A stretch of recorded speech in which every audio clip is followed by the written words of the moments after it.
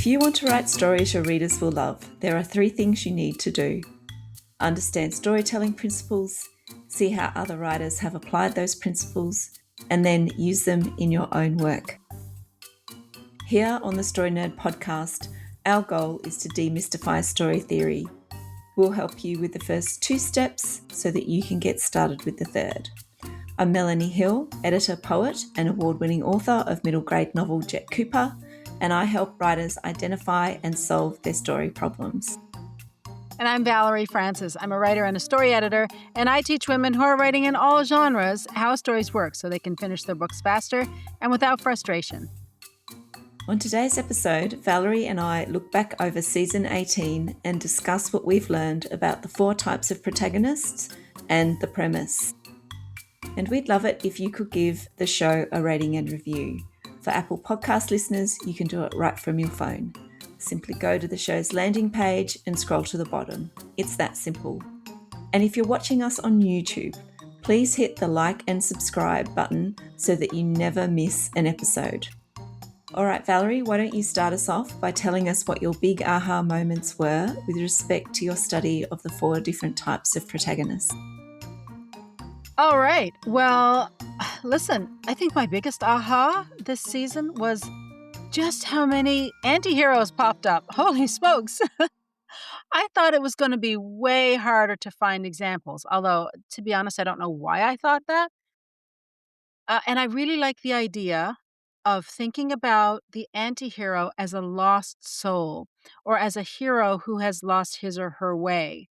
That to me is a far more compelling character as a moviegoer and as a book reader, but also as a writer, it's creatively more interesting to me because I think you can take that type of character in a whole lot of different directions.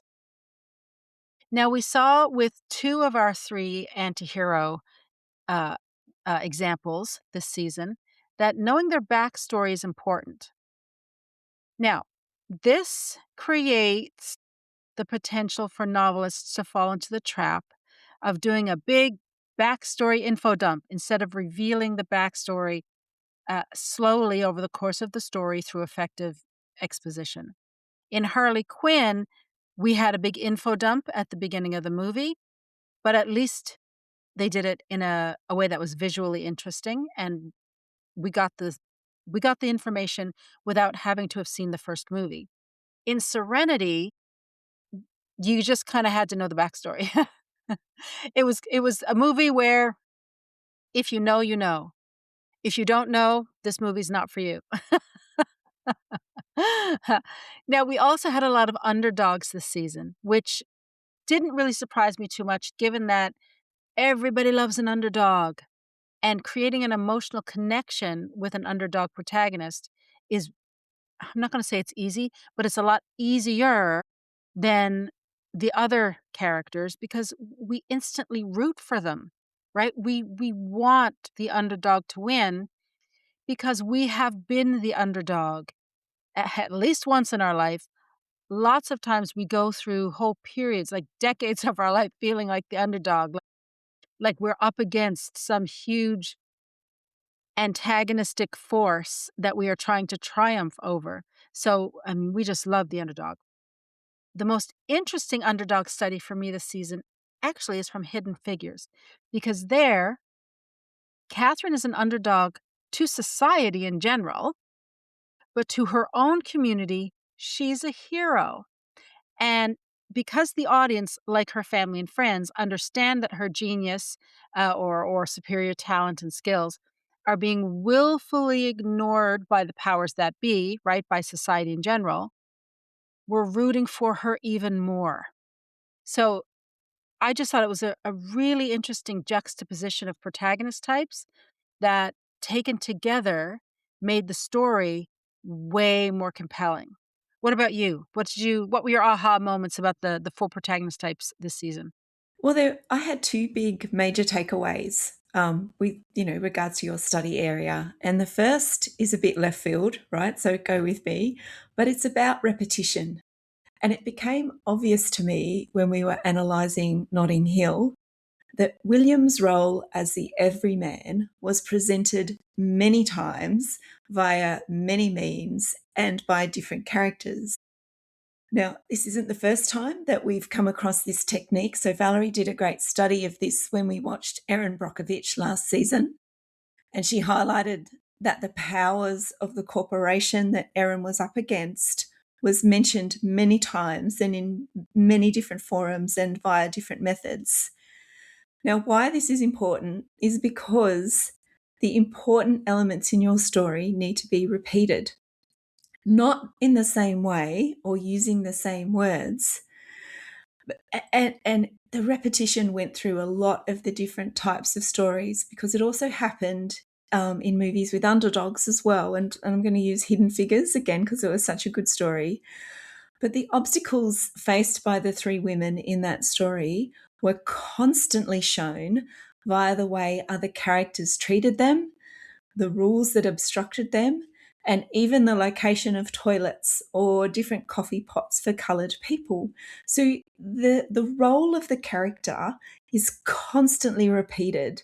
And we saw it with the everyman, every woman, we saw it with the underdogs, and we probably also saw it in the other two types of movies, so the hero and the anti-hero. But it really stood out to me in those particular types of stories. And I think it's even more broader than that. But I really thought that that was very interesting and a bit of an aha moment because I think continually emphasizing the type of character in your story is a powerful tool. In fact, knowing what needs to be repeated in a story and the way to present things differently is also a key skill.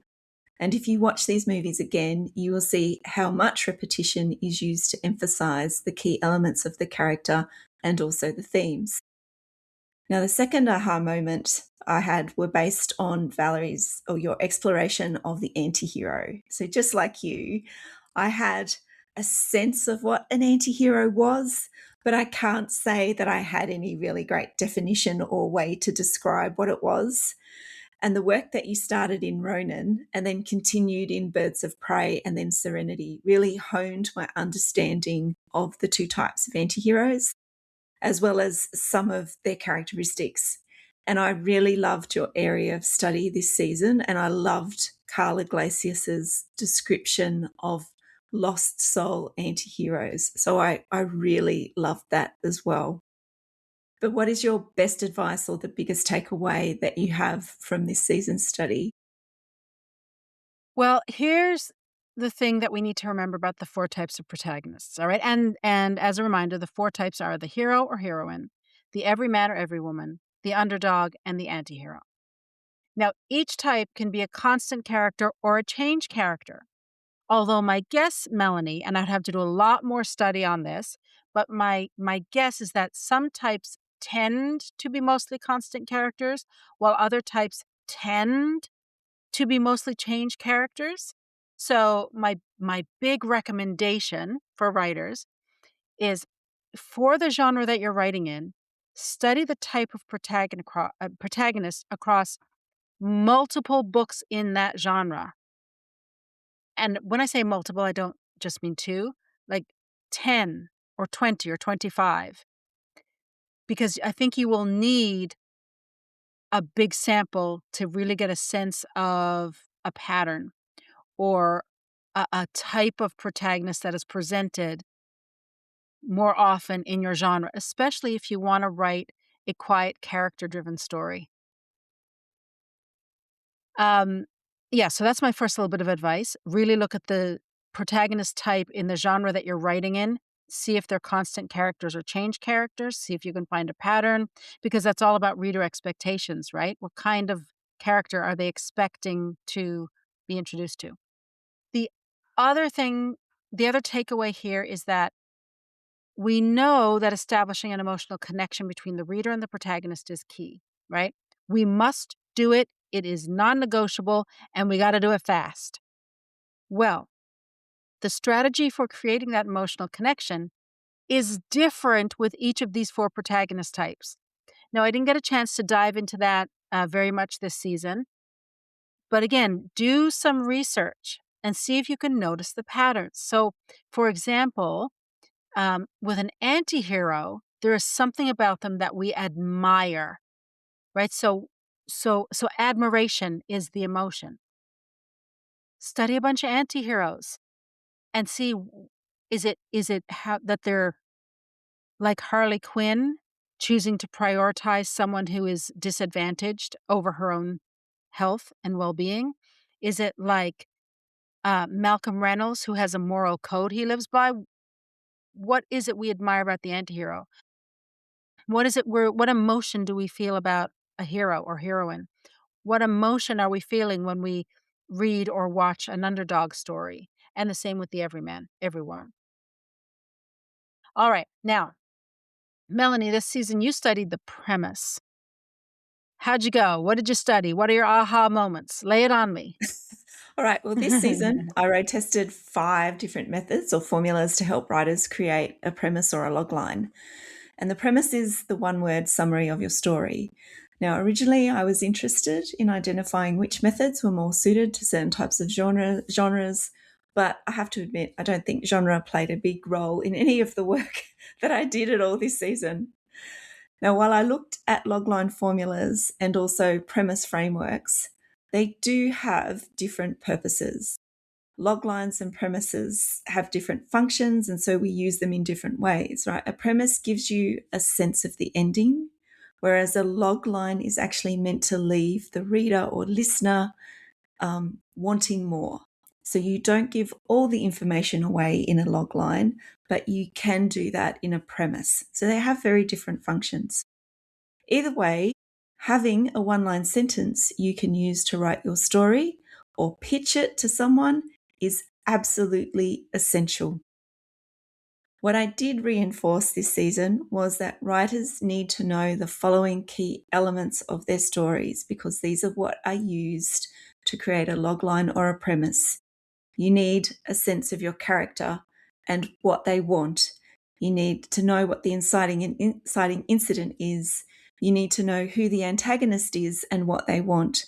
You need to have a sense of the plot, the disaster, the situation the story is set in, or the climactic moment. And you also need to know what stakes lead to give you this, where the stakes lead to give you this sense of the ending. Now, this shouldn't surprise anyone that these are essential pieces that make up a premise or a logline. And there is a lot of power in getting your premise right at the start of your story. Now, note that I didn't say perfect, I just said right. Because the premise becomes your guiding light. It becomes the principle which everything in your story must be judged against. And that includes your characters, your plot, themes, symbols, all of your story, and all the things in your story and the things you leave out of your story come from this one sentence summary. All right, Valerie, what did you discover about the premise this season? Melanie, I loved your study topic this season. Being able to articulate a story in one concise statement, it is such a vital skill that all writers, all of us, regardless of the genre that we're writing in, we all got to learn how to do this. Now, I have created a premise statement before I've written a book, and I've written a book and then figured out what the premise statement was. And I got to be honest, coming up with the premise statement before you write the book is a whole lot easier. Way easier.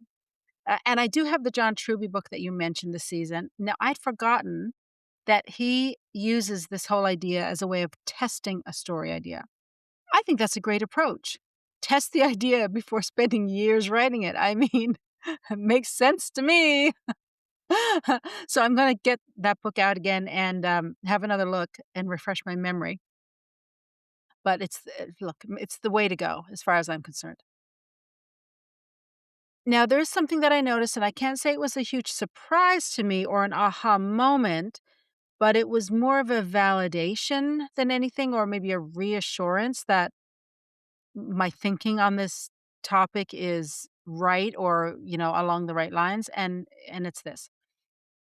Every single approach that you studied this season essentially went back to the 4 story questions, right?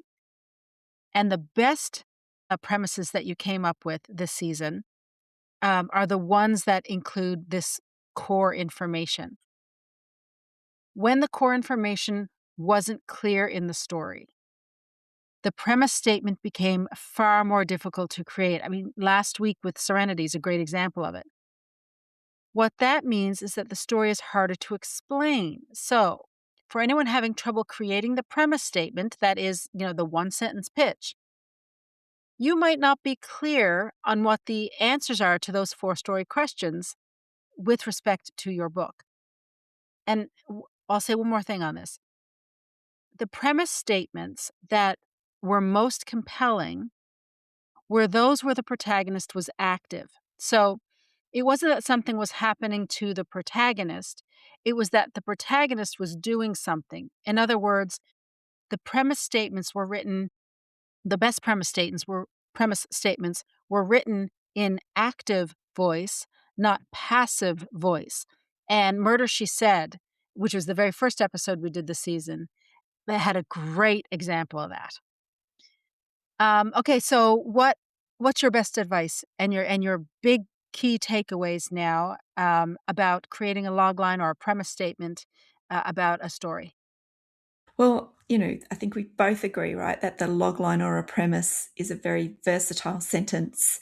We can use it for query letters, back cover blurbs, synopsis, and most importantly, if someone asks you on the fly what your book is about, you have a prepared, punchy answer.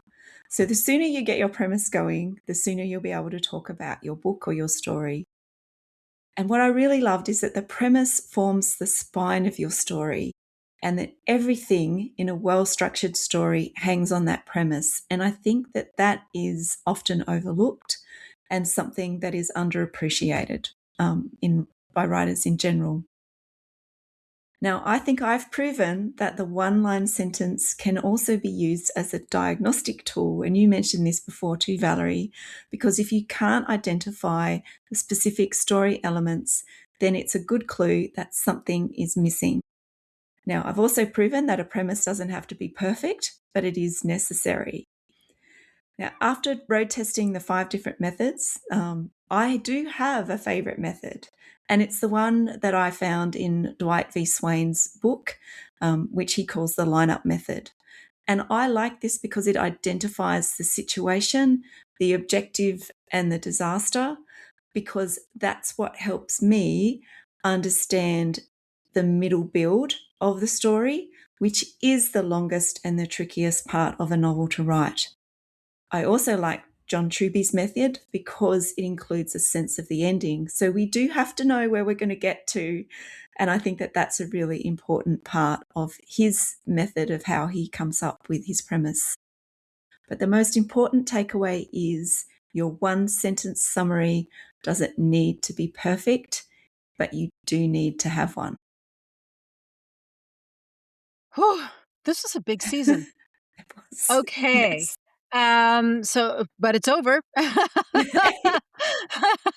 So now we are looking forward to season 19. What are you going to study? So I'm going to look at the ordinary world and how a reader gets orientated in a story. So it's not just the beginning of the story, but it's got a bit of world building in there as well. So I'm just looking at how do you get orientated, especially if it's a different world or something that we're not, or a world that we're really not familiar with. What about you, Val? What are you going to do? Huh. Okay, I might be biting off more than I can chew with this one, but what the hell? Here we go. I'm just going to see what happens. Dive in. So, in season 19, I am going to be studying the middle build of stories, which is at least half of a story. At least half. In stories that we've studied where the middle build is less than half, there have been major problems. So, there is a saying that I have repeated many times, and actually, I think, Melanie, I think you said it in last week's episode. And it's this: the middle build belongs to the villain. Well, that, my friends, is what I'm going to study. How and why the middle build belongs to the villain. What does that mean? What are we supposed to do with it? How do we pull it off? Oh, that That sounds really exciting. That sounds excellent. I'm really looking Exciting forward or to crazy, it. I'm not quite Okay, sure. one of the two. Time will tell. All right, that wraps it up for this season. Join us next week for our What Went Wrong episode. And this time around, we're going to take a look at the Jason Bourne movie, which is the 2016 movie in the franchise, for those of you who have watched all of them and know which one we're talking about. To support the show, please leave us a rating and review and tell your writer friends about us. And if you're watching on YouTube, be sure to like and subscribe. For the power to write a best-selling story, visit storynerd.ca/courses. And to join Valerie's Inner Circle, go to valeriefrancis.ca/inner circle. And for more information about my books, visit me at melaniehill.au. And remember, story theory doesn't have to be difficult. It's a tool to help you write more, not less. So take it one step at a time and have fun.